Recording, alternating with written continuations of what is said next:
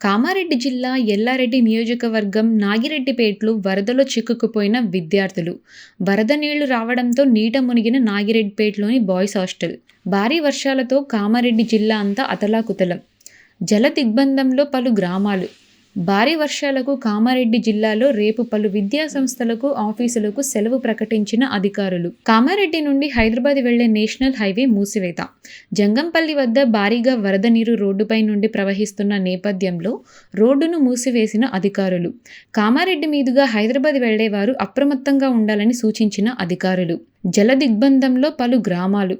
భారీ వర్షాలకు కామారెడ్డి జిల్లాలో రేపు పలు విద్యా సంస్థలకు, ఆఫీసులకు సెలవు ప్రకటించిన అధికారులు. భారీ వర్షానికి తెగిపోయిన కామారెడ్డి ఎల్లారెడ్డి మెయిన్ రోడ్డు.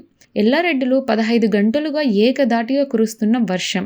భారీ వర్షానికి రోడ్డు కొట్టుకుపోవడంతో లింగంపేట్, ఎల్లారెడ్డి, కామారెడ్డి మధ్యన నిలిచిపోయిన రాకపోకలు. కామారెడ్డి జిల్లా నిజాం సాగర్ మండలంలో ఉధృతంగా ప్రవహిస్తున్న బొగ్గు గుడిసె వాగు.